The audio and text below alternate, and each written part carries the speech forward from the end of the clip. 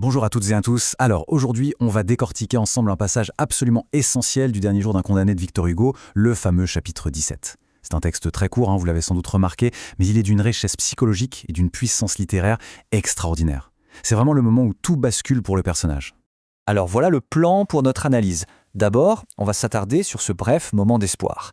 Puis on plongera dans le rêve d'évasion. On verra comment il est construit. Troisième point, crucial, le rythme de la pensée. Comment Hugo le retranscrit. On passera ensuite aux figures de style. On verra qu'elles ne sont pas là par hasard. Et enfin, on terminera sur une réflexion un peu plus large, la cruauté de l'imagination. Allez, on commence. Bon, première chose, et c'est capital. Replaçons ce chapitre dans le roman. Il faut bien avoir en tête où on se situe. Le condamné, il est à quelques heures de l'échafaud. C'est la fin. Il a déjà tout traversé. Le déni, la colère, l'abattement. Et là, tout à coup, dans ce chapitre 17, une dernière lueur d'espoir, mais alors une lueur fulgurante. C'est vraiment le dernier sursaut de la vie, vous voyez, le dernier combat de l'esprit avant l'effondrement final. Et Hugo nous jette dedans, direct, sans préambule. Regardez bien cette première phrase. Ça commence par une exclamation. Oh! Ça, ce n'est pas juste de la ponctuation, c'est un cri du cœur, un véritable élan de vie qui va lancer tout le chapitre. Et juste après, hop, le conditionnel. Si je m'évadais. Et voilà, d'un coup, on a basculé. On quitte la réalité de la cellule pour entrer dans le monde infini de l'imaginaire. Alors, plongeons avec lui dans ce rêve. C'est une logique implacable, non? Le corps est enchaîné, eh bien c'est l'esprit qui prend la fuite. Et comment il s'y prend? Attention, ce n'est pas juste une vague rêverie, non, il construit pièce par pièce un plan d'évasion d'une précision quasi militaire. C'est une véritable stratégie de survie psychique. Et regardez à quel point ce plan est détaillé. Rien, mais alors rien n'est laissé au hasard. Le déguisement? Un vieux sarrau bleu. Pourquoi? Parce que c'est la tenue des travailleurs, l'idéal pour se fondre dans la masse. La cachette? Un fourré près d'Arcueil, un lieu qui vient d'un souvenir d'enfance, ce qui le rend encore plus réel, plus tangible. Et enfin, la fuite, prévue de nuit évidemment. Hugo ancre ce rêve dans un réalisme presque total pour le rendre plus crédible. Et ça c'est fondamental, parce que plus le rêve est crédible, plus la chute sera cruelle. Et c'est là qu'on touche au génie de Hugo. Vraiment, le plan, il n'est pas figé. On assiste en direct, en temps réel, à la pensée du condamné qui s'ajuste. Il pense à Vincennes, puis non, il se corrige. La rivière m'empêcherait. Alors hop, il change de cap. Arpajon, puis Saint-Germain. On est en plein monologue intérieur. On est dans sa tête. En nous montrant ses hésitations, ses corrections, Hugo rend le rêve incroyablement vivant. Et le piège se referme sur nous, lecteurs, parce qu'on se met à y croire aussi. Et là, attention, c'est le point culminant du rêve. Faites bien attention au changement de temps. Fini le conditionnel. On bascule au présent de l'indicatif « j'arrive ». Il ne dit pas « j'arriverai si », non, il dit « j'arrive ». À cet instant précis, le fantasme est tellement puissant qu'il a remplacé le réel.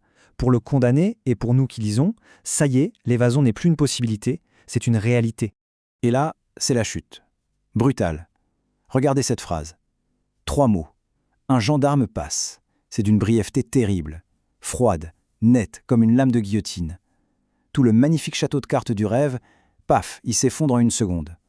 La réalité fait irruption, et avec une violence inouïe qui est justement contenue dans la simplicité, dans la sobriété de cette phrase. Le retour au réel est total, instantané. Et qu'est-ce qu'il déclenche? Le passeport. Ce n'est pas n'importe quel objet. Le passeport, c'est le symbole même de l'identité contrôlée par l'État. C'est tout ce à quoi il voulait échapper.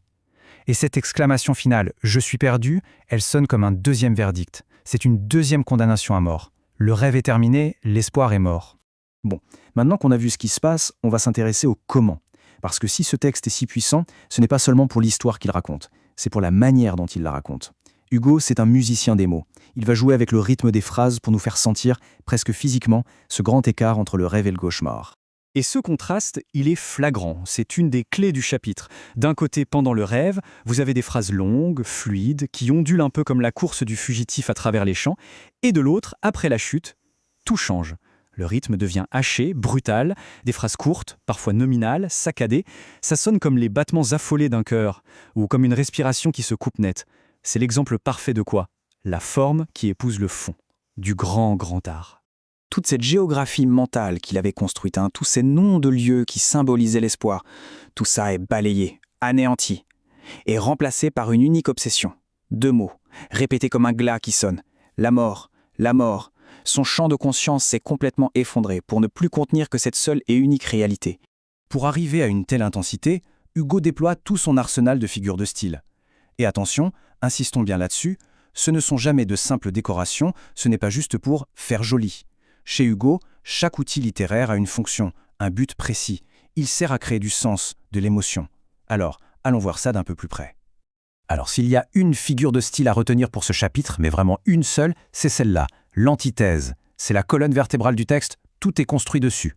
Petit rappel au cas où, l'antithèse, c'est une figure qui consiste à opposer très fortement deux termes ou deux idées pour en souligner le contraste. On le voit très bien ici. Tout le chapitre est construit comme une gigantesque antithèse entre deux mondes qui s'affrontent.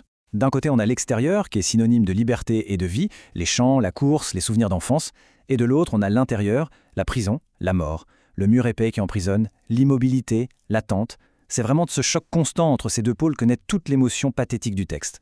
Un autre outil, essentiel chez Hugo, la métonymie, ou la synecdoque. Le principe est proche. Alors, le principe est assez simple. On va utiliser un objet concret pour désigner une idée abstraite avec laquelle cet objet a un lien logique. Ça peut paraître un peu technique, mais vous allez voir, c'est une technique d'une efficacité redoutable. Regardons ces deux exemples parfaits tirés du texte. Le sarrau bleu. Ce n'est pas juste un vêtement, c'est le symbole, la métonymie de la liberté du travailleur, de la possibilité de se fondre dans la masse. Et à l'exact opposé, on a le passeport. Lui, il symbolise quoi? Le contrôle de l'État, la perte d'identité, l'individu fiché. Voyez, avec deux simples objets, Hugo réussit à opposer deux univers entiers. On continue avec l'anaphore. Ça, c'est une figure de répétition et donc une figure de l'insistance. Le principe est simple. Quand un auteur veut vraiment marteler une idée dans l'esprit du lecteur, il va répéter un même mot ou un même groupe de mots en début de phrases successives. Et bien sûr, on retrouve notre exemple. Cette répétition, la mort, elle agit comme un coup de marteau. C'est le son même de l'obsession qui a pris la place du rêve.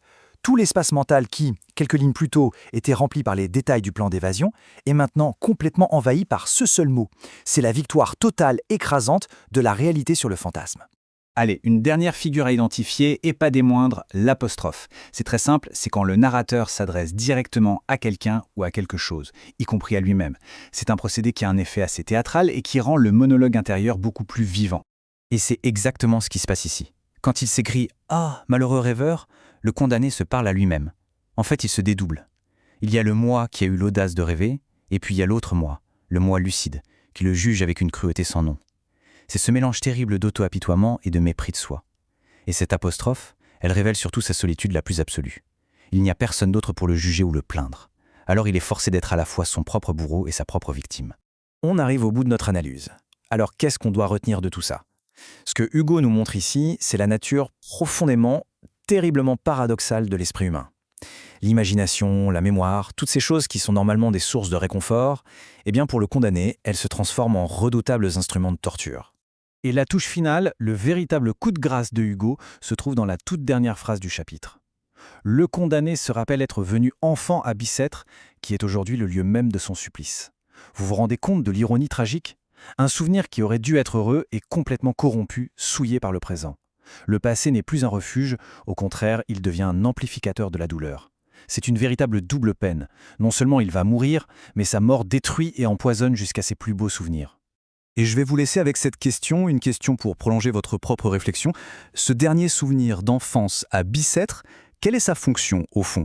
Est-ce que c'est une ultime tentative de se raccrocher à une parcelle de pureté avant le grand vide? Ou est-ce que c'est l'instrument final de la torture psychologique, le dernier coup de poignard que le condamné s'inflige à lui-même? Il n'y a pas de réponse simple, évidemment. Et c'est justement là que réside toute la puissance de ce texte de Victor Hugo. Merci de votre attention.